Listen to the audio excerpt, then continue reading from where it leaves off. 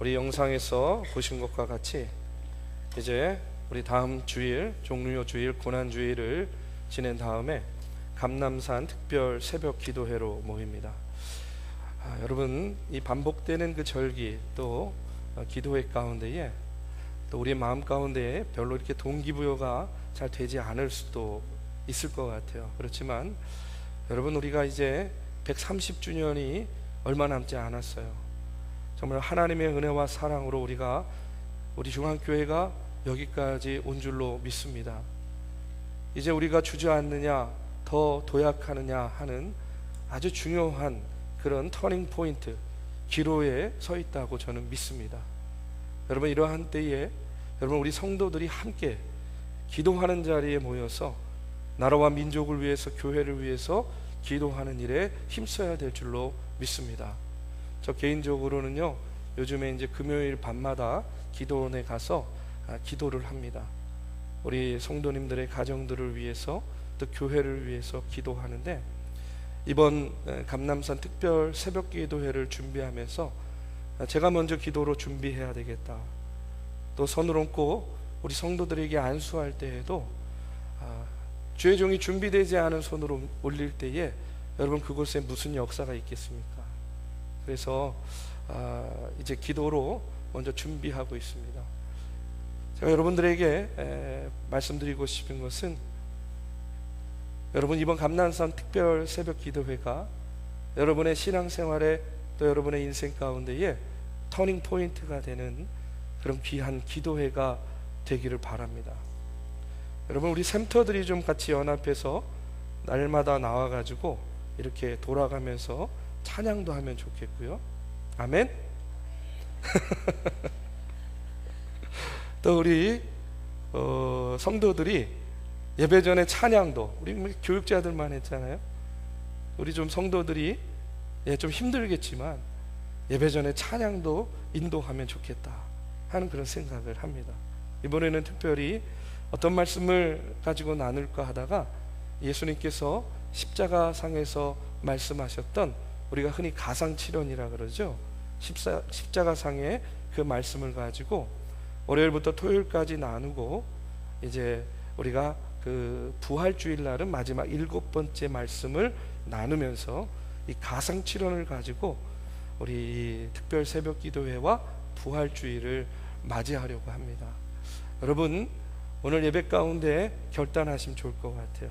내가 1년에 다른 때 몰라도 우리 고난주간만큼은 내가 주님의 고난에, 고난도 아니죠. 새벽 예배 나오는 게 무슨 고난입니까? 하지만 안 하던 것을 하는 것은 대단히 힘들고 어려운 일입니다. 또 직장생활을 같이 이어서 하면 굉장히 고단하고 피곤한 일입니다. 그러나 저는 한번 해볼 만한 일이다, 이렇게 생각합니다. 그래서 여러분, 온 교회가 한마음으로 이번 감남산 특별 새벽 기도회를 준비하고 또 참여하고 기도로 우리 인생의 터닝 포인트가 되는 이번 특별 새벽 기도회가 되기를 주님의 이름으로 축복합니다. 이 시간에는요, 마태복음 14장 22절에서 33절의 말씀을 가지고 고난과 형통이라는 제목으로 말씀을 나누고자 합니다. 지난주에 제가 교회에 있는데 제 신학교 동기가 찾아왔습니다. 신학교를 졸업하고 각자의 사역의 자리에서 바쁘고 분주하게 목회를 하다 보니까 개인적으로 별로 만날 일은 없었어요. 그런데 페이스북을 통해서 이 친구가 어느 교회에 지금 부임을 했구나, 어느 교회에서 사역하는구나 하는 것 정도 이렇게 알고 있었던 그런 동기였습니다. 그런데 이 친구가 이제 저를 찾아왔어요. 반갑게 지난 일들을 좀 이렇게 나누고 이야기하는 가운데, 저는 그냥 이 친구가 이제 그 페이북을 보니까 큰 교회 부목사로 사역을 하다가 어느 날 개척을 한 것 같더라고요. 그래서 이제 단임 목회를 나가기 위해서 개척을 했구나, 이렇게 생각을 했는데, 이제 그간의 일을 얘기를 해주는 거예요. 자기가 이제 부목회자로 사역을 하는데 그 교회의 담임 목사님이 새로 부임을 하신 겁니다. 다시 말해서 바뀌게 된 거예요. 그러다 보니까 자기도 이제 임지를 옮겨야 되는 그런 상황에 처하게 됐다는 거예요. 개척도 한번 해보려고 하고 또 새로운 임지도 이렇게 구하고 있는데 잘 되지는 않더래요. 개척을 하는 일이 쉬운 일이 아니잖아요. 또 많은 또 비용이 드는 일이고, 그러다가 갑작스럽게 이제 교회를 나와야 되는 그런 상황에 처하게 됐답니다. 그래서 이제 그 교회를 사임하고 나왔는데 임지도 정해지지 않았고 개척을 하자니 어렵고, 그러니까 아무것도 할 수 있는 게 없었다는 거예요. 그래서 이제 그와 같은 날이 하루 이틀 점점 길어지다 보니까 이 무기력증에 빠지게 되고, 그것이 또 길어지다 보니까 우울증으로까지 이어지게 됐대요. 그래서 매일 아침에 일어나면 책상 앞에 멍하니 앉아 있다가 하루를 보내기가 일쑤였다고 합니다. 그런데 그렇게 이제 무기력하고 우울증에 빠진 그런 날들을 보내다가 어느 날 이 책상 앞에 있는 성경책을 이제 든 거예요. 그래서 이제 성경책을 그냥 한 절, 두 절 이렇게 읽다 보니까 이제 매일같이 하루 종일 성경만 읽게 되었다는 거예요. 또 성경을 읽다 보니까 그 말씀을 연구하게 되고, 그래가지고 1년 동안 하나님의 말씀을요 정말로 읽고 또 읽고 묵상하고 공부하면서 하나님의 말씀을 파게 됐다는 거예요. 그러면서 자기가 이제까지는 자신의 지식과 자신의 능력으로 목회했는데, 그렇게 1년 동안을 하나님의 말씀과 씨름하는 가운데 이제 나는 하나님의 말씀, 하나님의 음성대로만 목회를 해야 되겠다, 이렇게 결심을 했답니다. 한 1년이 지났을 때 어렵게 지인들의 도움을 받아서 지금 이제 수원에 개척을 했다는 거예요. 그러면서 무슨 일을 하든지 어려움이 얼마나 많겠어요, 개척교회가. 그런데도 자기는 누구에게도 도움을 청하지 않았대요. 그냥 하나님 지금 내가 어려워요, 하나님 내가 지금 물질 필요해요, 기도하면 하나님이 이제 이렇게 응답 주시는 대로 그렇게 목회를 해왔대요. 근데 신기한 것은 그때마다 하나님이 참 기적적으로 채워주셔서 어려운 개척교회지만 월세도 밀리지 않고 또 성도도 많지 않지만 그래도 열심히 목회하고 있다. 근데 이 친구가요, 그래가지고 지금은 제자 양육을 열심히 하는데 목회자들을 성경 공부시키는 목회를 하고 있더라고요. 예, 목회자를 성경 공부시키는 목회를 하고 있어요. 근데 이 친구가 이제 이야기 말미에 그런 이야기를 하는 거예요. 자기가 그때 1년 동안 그렇게 무기력하고 앞길이 막막하고 절망 가운데에 목회를 포기할까 하는 그런 생각도 하고 우울증에 빠져서 지냈지만, 그런 상황 속에서 하나님의 말씀을 붙잡게 되고, 이제 지금 돌아보니까 내가 아무것도 할 수 없을 것 같았던 그 1년의 시간이 자기에게는 오히려 하나님의 말씀을 깊이 알고 하나님의 음성 듣기에 전념하는 그런 축복의 시간이었다 하고 이렇게 고백을 하는 거예요. 그냥 한마디로 이야기하면 고난이 축복이었다 하는 그런 고백을 하는 겁니다. 제가 이제 그 동기하고 그런 이야기를 나누면서 사순절을 보내고 또 우리가 이제 고난주간을 준비하는데, 우리 인생의 고난의 의미가 무엇인가 하는 것을요 다시 한번 깊이 묵상하는 그런 기회가 되었습니다.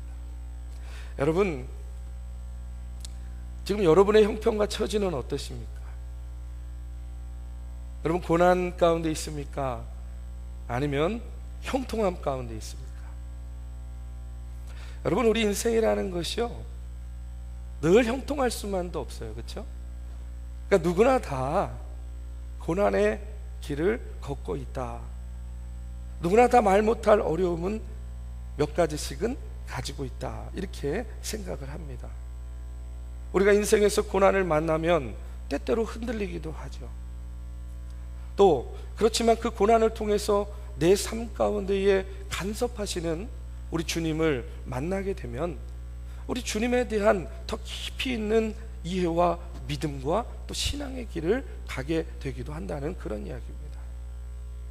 저는요 오늘 본문 마태복음 14장 22절 33절의 말씀을 통해서 오늘 우리가 겪는 고난의 의미에 대해서 다시 한번 여러분들과 함께 은혜를 나누고자 합니다. 여러분, 고난이라는 것이요, 나만 당하면 굉장히 괴로운 것인데 고난은 결코 그렇지 않습니다. 한마디로 말하면 고난은요, 보편적인 겁니다. 여러분, 오병이어의 기적 이후에 예수님께서 오늘 말씀에 보면 제자들을 재촉하셔서 갈릴리 호수 건너편 게네사렛으로 가라, 이렇게 지시를 하셨어요. 제자들이 예수님의 말씀에 순종해서 이제 배를 타고 갈릴리 호수를 건너서 게네사렛으로 가고 있었습니다. 그런데 그 가운데에 여러분, 제자들의 배가 뭘 만나게 됩니까? 풍랑을 만나게 되는 거예요. 배가 뒤집힐지도 모르는 그런 위기 상황, 우리로 말하면 고난을 겪게 된다는 그런 이야기예요. 여러분, 이상하지 않습니까? 뭐가 이상하냐면 지금 제자들이 배 타고 갈릴리 호수를 건너는 이유는 누구의 명령에 따라서 지금 그렇게 하는 겁니까?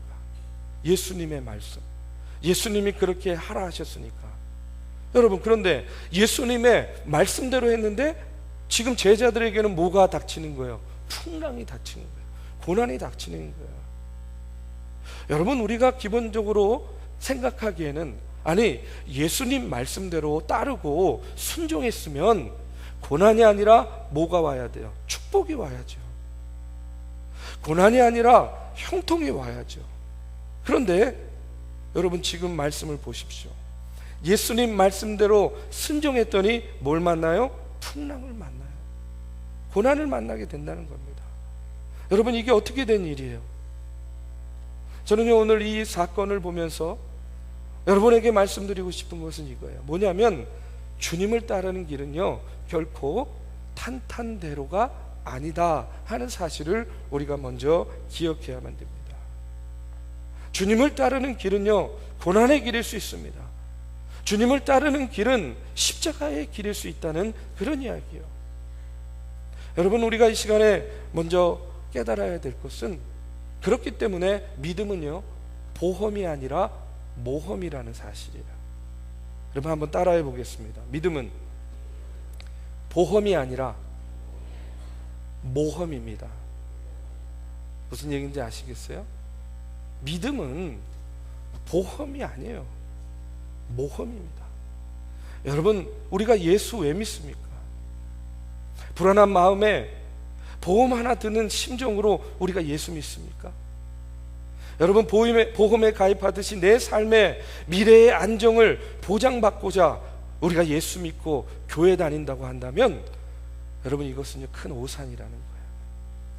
오히려 믿음은 우리에게 인생 가운데에 위험하긴 하지만 모험을 요구합니다. 그래서 신앙의 여정 가운데는요, 인내도 필요하고, 신앙의 여정 가운데는요, 연단의 시간도 필요하다는 그런 이야기예요. 그렇기 때문에 우리가 단순히 축복만을 위해서, 단순히 편안하기 위해서 예수 믿는다고 한다면, 여러분, 예수 믿지 않는 게 나아요. 예수님께서는 분명하게 말씀하셨습니다.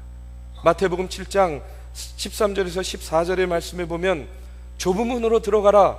멸망으로 인도하는 문은 크고 그 길이 넓어 그리로 들어가는 자가 많고, 생명으로 인도하는 문은 좁고 길이 협착하여 찾는 이가 적음이니라. 여러분, 우리는요, 고난의 반대말이 형통이라고 생각해요. 또 형통의 반대가 고난이라고 생각합니다. 그런데 성경에 보면 성경적인 관점은 결코 그렇지 않습니다. 여러분, 예를 들어서 우리가 잘 아는 성경의 인물 중에 요셉이 있습니다. 요셉이 애굽으로 끌려가죠. 그러면 여러분, 요셉은요, 형통한 사람입니까? 고난당하는 사람입니까? 아니, 애굽에 노예로 끌려갔어요. 형통한 삶입니까? 고난의 삶입니까? 대답하기를 주저하지 마시기 바랍니다. 여러분, 고난의 사람이에요. 그런데 여러분, 이에 대해서 창세기 39장 2절에서 3절의 말씀에 보면 하나님께서 그 요셉의 모습을 이렇게 증거하고 있어요. 여호와께서 요셉과 함께 하심으로 그가 형통한 자가 되어 그의 주인 애굽 사람의 집에 있으니 그의 주인이 여호와께서 그와 함께 하심을 보며 또 여호와께서 그의 범사에 형통하게 하심을 보았더라. 이렇게 이야기해요. 여러분 잘 생각하셔야 됩니다. 지금 요셉은 보디발 집에서 종살이 하는 겁니다. 노예입니다. 그런데 지금 하나님의 말씀은 그와 같은 종살이 하는 요셉의 삶을 뭐라고 표현하고 있습니까? 형통이라고 표현해요. 여러분, 형들에게 인신매매 당하고 애굽에 노예로 팔려가서 남의 집에서 종살이 하는 요셉의 삶, 여러분 이게 어떻게 형통입니까? 여러분 이해가 되십니까? 아유 거긴 부잣집이니까요 뭐 종살이도 할만하지 않았겠어요? 여러분 아무리 부잣집이라도 종은 종이고 노예는 노예예요. 어떻게 종살이가 형통한 삶이 될 수 있겠냐는 거예요. 여러분 이어지는 이야기 우리가 잘 알죠. 보디발 아내의 유혹을 받습니다. 요셉은요 하나님을 의식해서 자기가 하나님 앞에 어떻게 범죄할 수 있을까 해가지고 그 유혹을 물리치고 뿌리칩니다. 결국 어떻게 됩니까? 요즘 말로 말하면 강간미수범 이런 누명을 쓰고 감옥에 이제 갇히게 되는 거예요. 그런데 또 그 감옥에 갇힌 요셉의 모습을 창세기 39장 23절의 말씀에 보면 뭐라고 이야기하냐면 이렇게 나옵니다. 우리 같이 읽어보겠습니다. 여호와께서 요셉과 함께 하심이라 여호와께서 그를 범사에 형통하게 하셨더라. 여러분 종살이 지금 감옥에 갇혔는데 범사에 형통하게 하셨대요. 누가요? 하나님이. 말이 됩니까? 어떻게 종살이가 형통이고 어떻게 감옥에 갇히는 게 형통이라는 말입니까? 여러분 종살이 옥살이는요 그냥 고통입니다. 고난입니다. 그런데 그럼에도 불구하고 성경은 계속해서 그걸 뭐라고 이야기해요? 형통이라고 이야기합니다. 여러분 이걸 보면 우리가 생각하는 고난과 형통 또 성경이 말하는 고난과 형통은 다르다는 거예요. 자 어떻게 다르냐면 여러분 우리는 우리의 상황과 환경을 기준으로 형통을 나눕니다. 그런데 성경은 목적지를 기준으로 형통을 나눈다는 거예요. 여러분 이게 무슨 말이냐면 보십시오. 요셉은 비록 종살이와 옥살이를 하는 상황에 처해 있습니다. 우리들의 식으로 우리의 눈으로 보면 이것은 형통이 아니고 고난입니다. 그런데 여러분 우리는 잘 알지 않습니까? 나중에 요셉이 어떤 자리에 가게 됩니까? 애굽의 총리 자리에 가는 거예요. 무슨 말이냐면 하나님께서는 요셉을 종의 자리에도 두시고 감옥 가운데에도 두시지만 결국에 요셉을 두고자 하는 하나님의 목적지는 어디라는 겁니까? 애굽의 총리라는 거예요. 우리는 늘 상황과 환경을 가지고 고난이냐 형통이냐를 나누지만 하나님께서는요 목적지를 가지고 여러분 고난과 형통을 나눈다는 그런 이야기입니다. 그렇기 때문에 여러분 하나님의 비전을 따라가는 인생은 비록 그 길 가운데 고난도 만나고 풍랑도 만나고 어려움도 만날 수 있지만 궁극적으로는요 그 길은 고난의 길이 아니라 어떤 길이라고요? 형통의 길인 줄로 믿습니다. 여러분 오늘 본문의 제자들 보십시오. 예수님의 지시 따라서 갔는데 뭘 만나요? 풍랑 만납니다. 고난 만납니다. 그러나 그것은요 주님이 정하신 목적지를 향해 가는 여러분 형통의 향해였던 줄로 믿습니다. 여러분 성경의 인물 보십시오. 성경에 나오는 인물 중에 고난당하지 않은 인물이 있습니까? 여러분이 좋아하는 인물, 여러분이 아는 인물 한번 이 시간에 생각해 보십시오. 누구도 고난당하지 않은 인물이 있어요? 없습니다. 그런데 성경의 인물만 그렇습니까? 여러분 이 땅에 사는 누구도 고난 없는 인생이 있습니까? 여러분 만약에 여러분 주위에 아이고 아무개는요, 고난은 눈꼽만치도 없고 늘 탄탄대로 형통한 길로만 가요. 이런 사람 있으면 한번 저한테 소개시켜 주세요. 여러분, 제 이름이 뭐예요? 제 이름이 형노입니다. 형노. 형통할 형자에 늙을 노자가 아니라, 길 노자가 아니라 나라 노자입니다. 나라 노. 예, 형통한 하나님 나라의 길을 가라, 하나님 나라의 백성이 되라 하는 의미로 제 이름을 형노라고 지었어요. 그런데 여러분, 제 길은 형통하기만 했을까요? 지금 이 자리에 서 있는 이 순간까지 정말로 탄탄대로, 이름대로 형통한 그런 길만 걸어왔겠습니까? 아니에요. 절대 그렇지 않습니다. 여러분, 이것은 무슨 말을 드리고 싶냐면, 이 땅에 사는 사람은 누구나 고난당합니다. 여러분, 모든 사람들은 다 형통한데 나만 고난당한다면 그건 정말 고난입니다. 정말로 견딜 수 없는 어려움이에요. 예를 들면 이 땅에 있는 모든 교회와 목회자들이요, 너무나 기쁘고 즐겁고 복되게 목회하는데 저만 중앙교회에서 어려움을 당한다. 죄송합니다. 목회하겠습니까? 못하겠습니까? 하긴 하겠지만 얼마나 괴롭고 힘들겠어요. 왜 나만 겪는 고난입니까? 왜 나만 겪는 고통입니까? 얼마나 힘들겠어요. 근데 중요한 것은 무엇입니까? 이 땅에 있는 사람은 누구나 고난 당한다는 거예요. 그만큼 고난은 보편적인 거라는 겁니다. 그런데 중요한 것은 그 고난의 여정 끝에 여러분, 하나님께서 예비해 놓으신 목적지가 있다는 사실을 여러분 믿으시기 바랍니다.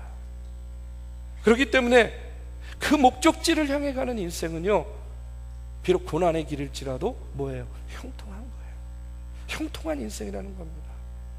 여러분, 욥은요, 욥기 23장 10절의 말씀에서 고난 가운데 이렇게 고백합니다. 그러나 내가 가는 길을 그가 아시나니 나를 단련하신 후에는 내가 순금같이 되어 나아오리라.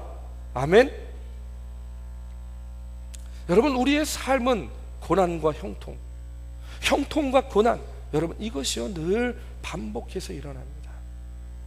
여러분, 그런 가운데에 나만 겪는 고난이라고 그 고난을 보지 마시고요, 고난 가운데 우리를 단련시켜서 종국에는 하나님께서 원하시는 형통한 자리에 있게 하시는 여러분, 하나님의 인도하심과 섭리하심을 보시는 그런 우리 중앙교회 믿음의 성도들 되시기를 주님의 이름으로 축원합니다.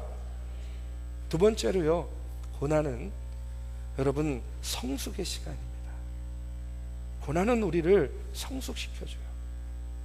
여러분, 오늘 본문에 보시면 풍랑이니까 제자들이요 너무나 두려웠어요. 그 폭풍 가운데 두려움이 확 몰려오고 그 두려움에 사로잡히게 되니까 뭘 상실하게 되냐면 영적인 분별력을 잃어버리게 돼요. 여러분, 그 모습을 어떻게 알 수 있냐면, 여러분 26절에 보면 제자들이 그가 바다 위로 걸어오심을 보고 놀라 유령이라 하며 무서워하여 소리를 질렀다. 지금 예수님을 보고 뭐라고 이야기해요? 유령이라는 거예요. 소리 질렀다는 거예요. 으악!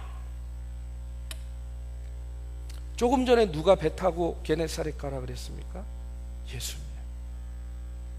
여러분, 이게 무엇을 의미합니까? 여러분, 두려움에 사로잡히니까 늘 예수님과 함께했던 제자들, 예수님의 말씀을 들었던 예수님의 사람들조차도 여러분 예수님을 알아보지 못하는 거예요. 영적인 분별력을 잃어버리게 됐다는 거예요. 여러분, 고난도 보편적이지만요, 두려움도 보편적입니다. 누구나 두려움을 경험하게 되고 두려운 상황 가운데 처하게 됩니다. 그렇다면 여러분, 저는 이렇게 말씀드리고 싶어요. 두려움을 이용하시기 바랍니다. 여러분, 우리가 두려움에 처하면 어떻게 합니까? 깜짝 놀랄 일, 두려운 상황에 처하면 소리 지릅니다. 아, 제자들 같이요. 어떤 사람들은 절규합니다. 어떤 분들은 원망하고 불평하고 몸부림칩니다. 그러나 그렇다고 해서 우리 인생의 두려움의 문제를 해결할 수 있습니까? 아니에요. 없어요. 그런데 여러분, 두려움을 이용하라는 말은 무슨 말이냐면, 여러분 성경에 보면 야곱이요 야복강에 서게 됩니다. 그의 마음 가운데 해결할 수 없는 인생의 두려운 일이 있었어요. 그때 어떻게 합니까? 야곱이 소리치고 절망하고 절규합니까? 아니에요. 야복강에 선 야곱은 그 두려움 가운데에 너무나 절실하게 하나님을 붙잡고 간절히 기도하는 것을 보게 됩니다. 여러분, 너무 두렵기 때문에 어디로 가야 좋을지 모르고 무엇을 해야 좋을지 몰라 너무 막막하기 때문에 소리 지르고 절구하고 좌절하고 원망하는 것이 아니라, 여러분 그 두려움을 오히려 하나님을 더욱 붙잡고 하나님께 더욱더 간절히 기도하는 여러분 기회로 이용하시기를 바랍니다. 빌립보서 4장 6절의 말씀에 보면 아무것도 염려하지 말고 다만 모든 일에 기도와 간구로 너희 구할 것을 감사함으로 하나님께 아뢰라. 그리하면 모든 지각에 뛰어난 하나님의 평강이 그리스도 예수 안에서 너희 마음과 생각을 지켜주신다. 아멘. 여러분, 본문의 베드로는요 풍랑이를 걸을 때에 주님을 바라보지 않고요 뭘 바라봤어요? 바람을 봤어요. 일렁이는 물을 봤어요. 그러니까 뭐에 사로잡힙니까? 두려움에 사로잡히는 거예요. 여러분, 두려움과 믿음은 같은 기능이 있어요. 어떤 기능이냐면 확대하는 기능이 있습니다. 여러분, 두려움은요 그래서 문제를 확대합니다. 근데 믿음은 하나님을 확대하는 줄로 믿습니다. 여러분, 우리 한번 같이 따라해 봅시다. 두려움은 문제를 확대하지만 믿음은 하나님을 확대한다. 믿으십니까, 여러분? 두려움에 질린 그 베드로 옆에 계신 예수님보다 베드로는 바람이 더 큰 문제라고 생각한 겁니다. 결국은 그는요 그 문제 가운데 빠져서 허우적거리다가 물에 빠지게 되는 거예요. 우리가 두려움에 사로잡히면 하나님보다 뭐가 더 크게 보입니까? 문제가 더 크게 보이는 거예요. 두려움 때문에 문제가 더 확대돼 보이는 겁니다. 고난을 당하면 베드로처럼 누구나 두려워하게 돼요. 그래서 우리는요 기도해야 되는 이유가 여기 있는 거예요. 왜 기도합니까? 하나님, 내 인생의 문제보다 하나님이 더 크게 보이게 하여 주시옵소서. 내 인생의 문제가 크게 보이는 것이 아니라 그 문제를 해결할 수 있는 하나님이 더 크게 보이게 하여 주시옵소서. 여러분, 우리가 이렇게 기도해야 될 줄로 믿습니다. 그때 하나님의 평강이 우리의 마음과 우리의 생각을 지켜주시는 겁니다. 본문의 제자들은 비록 풍랑을 만나서 고난을 당했지만 여러분, 예수님에 대한 그들의 믿음은요 이제 오히려 더 깊어지는 것을 보게 됩니다. 33절의 말씀에 보면 우리가 같이 한번 봉독하겠습니다. 배에 있는 사람들이 예수께 절하며 이르되 진실로 하나님의 아들이소이다 하더라. 이렇게 나와요. 여러분, 성도들의 고난은요 하나님을 더 깊이 있게 이해하도록 만듭니다. 성도가 당하는 고난은 예수님을 더 깊이 있게 만나고 예수님을 더 깊이 있게 이해하는 그런 기회가 되는 줄로 믿습니다. 그렇기 때문에 성도는요 고난 중에 기도하고 신앙이 더욱 깊어지는 유익을 얻는 거예요. 여러분, 그렇기 때문에 고난이 닥쳤을 때 우리가 어떻게 해야 되느냐? 결론적으로 말하면 여러분, 우리가 주님과 동행하는 삶을 살아야 됩니다. 여러분, 한번 보십시오. 예수님과 동행한 제자들, 여러분 그 갈릴리 바다에서 어부로 잔뼈가 굵은 사람들이었어요. 그렇죠? 얼마나 노련한 어부들입니까? 그런데 그런 경험, 그런 능력, 풍랑 앞에서 너무나 무기력했습니다. 그런데 그들에게 주님이 찾아오시니까, 주님이 명령하시니까 어떻게 됩니까? 바람이 멈추고 풍랑이 잦아드는 거예요. 그들의 문제가 해결되는 것을 보게 됩니다. 여러분, 인생의 풍랑 가운데 제자들을 지켜준 것은 그들의 경험, 그들의 노련함, 여러분 그들의 경륜이 아니었어요. 누가 지켜주셨습니까? 예수님께서 그들을 지켜주신 줄로 믿습니다. 그렇다면 여러분, 우리의 인생의 문제 가운데에, 우리의 인생의 고난 가운데, 우리에게 닥쳐오는 인생의 풍랑 가운데 우리를 지켜주시는 분은 누구십니까? 바로 우리 주님인 줄로 믿습니다. 여러분, 우리는요 흔히 평안하십니까? 물으면요 어떤 분들은 예, 별일 없어요, 평안해요, 이렇게 말씀하세요. 무슨 얘기냐면 우리는요 평안을요 문제가 없는 상태가 평안한 상태다, 이렇게 생각해요. 그렇죠? 그런데 기독교에서 말하는 평안은요, 우리가 생각하는 문제가 없는 상태가 평안이라고 이야기하지 않습니다.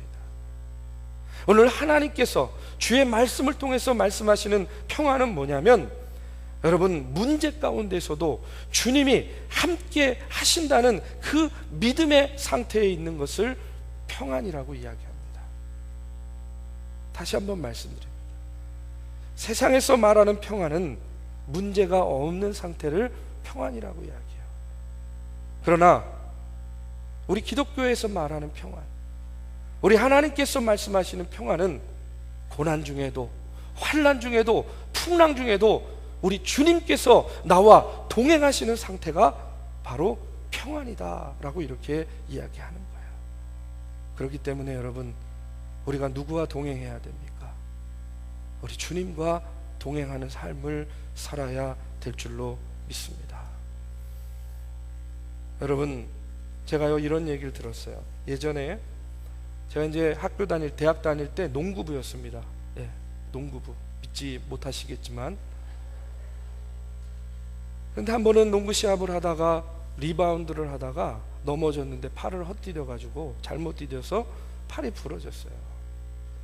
그래서 이제 아픈 팔을 이렇게 이제 정형외과를 간 거죠. 뼈를 이제 맞추고 붙여야 되니까. 근데요, 그때 아주 기억에 남는 그 이야기 하나를 들었습니다. 그것은 뭔지 아십니까? 그 정형외과 의사인지 조수인지 잘 모르겠는데 그분이요 이런 얘기를 하더라고요. 부러졌던 부분이 다시 붙으면 그 부분은 절대 부러지지 않는데요. 아셨어요? 전 저만 아는 줄 알았어요. 여러분, 뼈가 부러지면 그 부러진 부분이 붙으면 그 부분은 다시 부러지지 않는데요. 오히려 그 붙은 부분이요 이렇게 더 부풀어 올라, 더 두꺼워져 가지고 통뼈처럼 더 단단해진다는 거예요. 그럼 제가 왜 이 말씀을 드리냐면, 여러분 고난은요 부러질 수도 있는 거죠. 그렇죠? 쓰러지고 넘어질 수도 있어요. 근데 그 고난을 극복하고 그것을 이기고 그것이 붙게 되면 여러분 그 부분은 다시는 부러지지 않는다는 거예요. 더 단단해진다는 거예요. 여러분 고난은요 그렇기 때문에 극복의 대상이라는 겁니다. 우리가 우리 인생의 고난을 극복하게 되면 순간순간 우리는 더 단단해지는 거예요. 더 튼튼해지는 거예요. 이제 그와 같은 고난으로는 우리가 더 이상 어려움 당하지 않는다는 그런 이야기입니다. 사랑하는 우리 믿음의 성도 여러분, 오늘 우리의 삶 가운데 어려움이 있고 고난이 있습니까? 그 고난은 나만 당하는 고난이 아닙니다. 그리고 그 고난을 통해서 우리가 더욱더 주님을 깊이 있게 만남으로 말미암아 우리의 신앙이 더욱더 성숙하여지고 성장하게 될 줄로 믿습니다. 그리고 여러분, 우리가 바라고 우리가 원하는 우리의 삶의 형통은 우리의 삶 가운데에 고난이 없는 것이 아니라 고난 가운데 나와 함께 하시는 주님과 동행하는 것임을 여러분 믿으시기를 주님의 이름으로 축복합니다.